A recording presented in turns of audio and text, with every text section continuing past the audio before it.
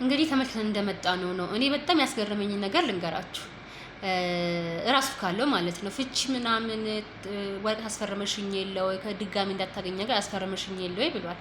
እኔ እሱ አላስገረመኝም። ለምን መሰላችሁ? የሰው ልጅ ሊፋታ ይችላል አይደለ? አብሶ የተዋለደ ሰው ደግሞ ሊፋታ ይችላል። ብዙ ወልዶ እኮ 3ም 4ም ተዋልዶ ድጋሚ ይገናኛሉ። ያ ወረቀት ነው። ወረቀት ሰውን ልብ አያስርም ማለት ነው። እኔ ፖይንቴ እሱ ጋር አይደለም። እቺ ልጁ እንዳያምን የሚያደርገው ኦር ደግሞ እኛ እንደ ኦዲየንስ አይደለም። እሱ ነው በጣም የተወዛገብኩት። ለዚህ አልጠበኩም ጭራሽ ማለት ነው።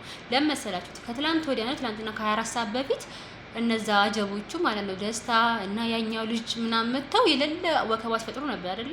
እሱም ውሸት ነበረ፣ እሱም ድራማ ነበር፣ እሱን ለማስቀናት የተደረገ ነገር ነበረ። ጥያቄ እሱ ጋር ነው። ሌላው ደግሞ እዚህ ፖይንት ላይ ማለት ነው ማለት ይሄ ነገር እኮ ረጅም ጊዜ ወስዶ ምናምን ነገር ቢሆን አስባበት ያኔ ልጅነት ነበር ይዟት ነው ምናምን አላምንም። ምክንያቱም ከትላንት ወዲያ ሲደረግ የነበረው ነገር ስላየን ማለት ነው። ይሄ ነገር የሆነው ከአንድ አመትና ከዛ በፊት አይደለም። ትላንትና ከትላንት ወዲያ ብዙ ድራማዎች ሲሰሩ ስለነበረ ማለት ነው። ልጁ እንዳያምን የሚያደርገው ነገር የድሮውን ነገር ትታችሁት ማለት ነው። ሌላው ደግሞ እዚህ ጋር ያለው ትልቁ ፖይንት ልጁ ምን መሰላችሁ? ከጓደኞቼ ጋር አጣላሽ ነው ያላት። አያችሁ አይደል? ጓደኛ መግባቱ ምን ያህል ኢፌክቲቭነቱ ላይ እንዳለ አያችሁ አይደል? ከጓደኞቼ ጋር አጣልሽ ዛሬም ከቤተሰብ ጋር ታጣይኝ ነው ወይ ነው እያለ ያለው ማለት ነው።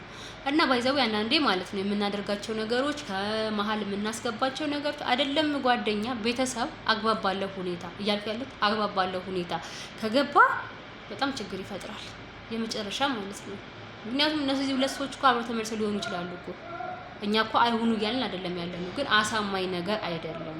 እና አይደለም እሱ ባልየው አይደለም ማንም ሰው ተነስቶ ይሄ ትክክል አይደለም አያሳምነኝም በፊት ከደረሰበት ነገር ማጣር ተነስቶ ሊል የሚችለው ነገር ነው። እስቲ ቀጣይ ቪዲዮ ደግሞ ተመልክተን እንምጣ።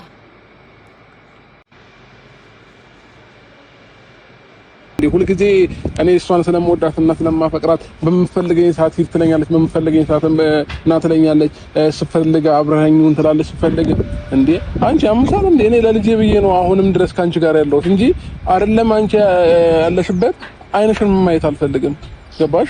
እኔ ግን እስከ ዛሬ ድረስ ነገሮችን የቻለ ያደረኩት ልጄ የልጄ እናት ነሽ በሚለው እንደገና ደግሞ ልጄን ማየት ስለምፈልግ ከልጄ ጋር መገናኘት ስለምፈልግ በሰላማዊ መንገድ እኔና አንቺ እንገናኝ ብዬ አስቤ ነው እንጂ አንቺን እንደፈለሽ የምታደርግኝ ሰው ሆኜ አይደለም። ገባሽ? እኔም ለራሴ ሪስፔክት ያለኝ ሰው ነኝ። ሲቀጥል ደግሞ እኔ ራሴን ህይወት እየኖርኩኝ ነው ያለሁት።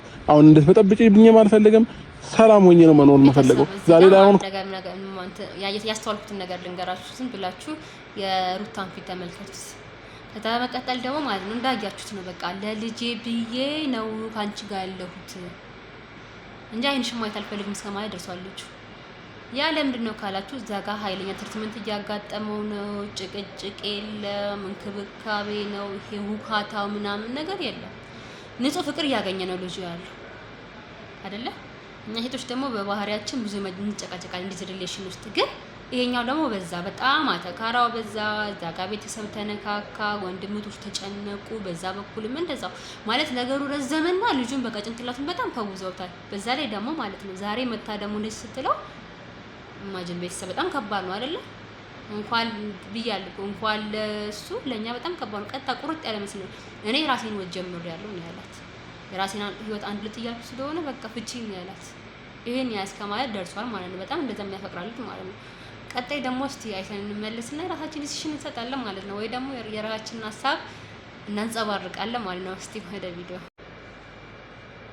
ምናምን ብያት ነበር፣ ግን ደግሞ አስይበትን ብያት 2 ቀን 3 ቀን ሰጥቻት አጋጣሚ አልተመቸንም ነበር። እሷ እኔን ለማግኘት አልተመቻትም ነበር። ተገናኝተን እንደማትፈልገው በግልጽ ነግራናለችና ዛሬ እንደምትፈልገው ስትነግርህ ከነገ ወይ ከነገ ወዲያ ደግሞ እንደማትፈልገው ትነግርሃለች። ይሄን ነገር እመንበት ማለት አሁን ሩታዬ ምን አለ መሰለሽ፣ እንግዲያው ሁለቱም እያሉ ያሉት ሀሳብ እየቀያየረች ነው ወንድሜ። እኔ በጣም ነው የምወደው፣ በጣም ነው የማከብረው። ግን ደግሞ እኔ እዚህ ጋር ብሄድ ይሻለኛል። አሁን ከዚህ በላይ ከቆየሁኝ ማይሆንም ቃል ሊወጣኝ ነው። ስለዚህ ትርፉ እንትን ነው የሚሆነው። ስለዚህ እኔ አልፈልግም። በቃ አመሰግናለሁ በጣም እሺ፣ አመሰግናለሁ። ደግሞ በእንደዚህ አይነት መንገድ አይደለም እኔ የምታጠምድኝ ማለት ነው። ከዛ በፊት ሁሉ ጊዜ አንድ ሰው ሞኝ ሆኖ ይቀራል ማለት አይደለም። ገባሽ? ጭንቅላትሽን ማሰራት አለብሽ። እኔም ማስብ ሰው ነኝ። አንድ ድንጋይ ስታልፍ ከመታክ ስትመለስም ከመታ ድንጋዩ ሳይሆን ድንጋይ አንተ ነህ ድንጋይ የሚባል አባባል አለና ባለፈው እንደዛ አርገሽኝ ዛሬ ላይ እንደዛ ሆኜ ቢደገም እኔ ጭንቅላት የለኝም ማለት ነው። ስለዚህ እንት አመሰግናለሁ ወንድሜ። አወራለሁ። ይቅርታ በጣም ጥሩ ስሜት ላይ ስላልኩ እንደዋወላለን። መልካም ማለት ነው እንግዲህ ያለው ነገር ማለት ነው። አሁን እዚህ ጋር መናገር የምፈልገው አንድ ነገር ምንድነው ሲበቃ ይበቃል። ሲበቃ ይበቃል። ብዙ ጊዜ ሰዎች የምንሸወደው ምንድነው ያ ሰውዬ ሁሌ በዚህ አይነት ኮንዲሽን አብሮን ይሆናል ብለን ነው የምናስበው። አንዳንዴ ይበቃል እና እዛ ጋር ያለው ትሪትመንትን ማሰብ አለብን። በዛ ላይ ደግሞ የድሮ ማንነትሽን ቀይረሽ ድሮ በጣም ነው የሚወድሽ በጣም የሚያፈቅርሽ እኛ የምናውቀው ነገር ነው። እሱ የሚፈልጋቸውን ደካማ ጎኑን የፍቅር ደካማ ጎኑን እየፈለጉ ረጋ ብሎ ማሰብ መረጋጋት፣ ከጎኑ ያሉትን አተካሮች ትቶ ህይወትን ማቅናት ልጅ ማሳደግ ይሻላል። ይሄ አተካራው እንደውም ልጁን እያራቀው እዛ ጋር ያለውን ነገር ደግሞ ሞር እያጠነከረውና ነገሮችን እያበሻሸ ስለሆነ የራስን ባህሪ ማስተካከል ከምንም ነገር እሱ የሚስብበት መንገድ ነውና ይሄን ነው የምለው። መጠንቀቅ ጥሩ ነው ላለው አመሰግናለሁ።